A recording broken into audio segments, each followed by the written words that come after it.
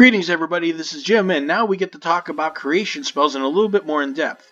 In the casting spells section, we talked about throne spells and we talked about missile spells. Well, now we get to talk about creation spells, and why that's important to me is because not only do we get to talk about images and illusions, which add a tactical edge and flair to the game, but also we get to talk about what Magic actually is in the fantasy trip, or more specifically, I should say, the land of Seedry.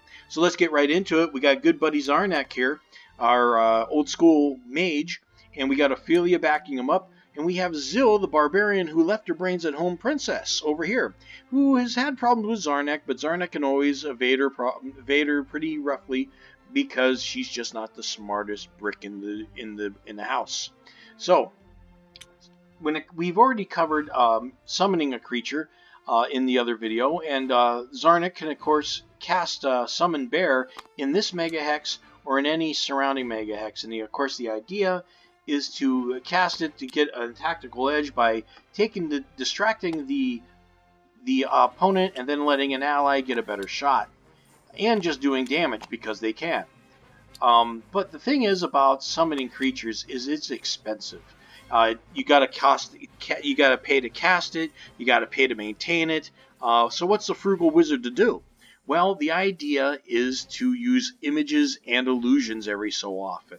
All right. So basically, let's go over images first. An image, let's say he casts the same bear in the same spot. It's going to look like a bear, sound like a bear, and yeah, smell like a bear too, because there's a psychic component to this, and all spells in Seedry. We're going to get more into that.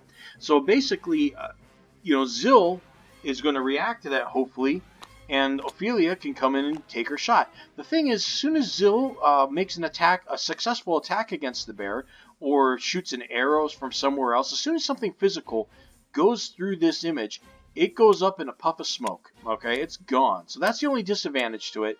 And images are generally used as a distraction. All right. So then the next thing is an illusion. Let's say it's the same thing. The bear's over here, and now it's an illusion. Okay, it's the exact same thing as a summoning. For all intents and purposes, it smells like a bear, sounds like a bear, looks like a bear, it feels like a bear too. You can get into combat with it, it can hit you, you can hit it, it takes damage, it can die, you can take damage and die from it. So it sounds like a summoning, and the same thing as a summoned creature, right? Well, there's one specific instance where it's different, and that is Zill, knowing that Zarnak's a wizard and seen him summon bears before, can also say, and because she's experienced with them, can say, but this one's not real, Zarnak. You're trying to trick me. I choose to disbelieve this is actually a bear. And of course, what she does is she rolls on 3 dice, and if she rolls her IQ or less, in her case it's a whole whopping 8, but if she succeeds, the bear goes away in a wisp of the wind. Okay, and that's all that happens. And so it's not exactly a pure summoning, because a summoned creature just won't go away until Zarnak runs out of strength. Okay, so that is the difference there between the two of images and illusions. So so that leaves us to talk about what magic actually is on Seedry and in the fantasy trip in general. It's psychic powers. Everything's psychic. Everything's about the belief that what you're creating out of your mind is real. So technically, an image and illusion's meant to actually trick the mind of your opponent. While at the same time, when you summon something, it could be said that it's actually a manifestation that you've willed it so much into existence. It's not even coming from another dimension. You've just actually created it.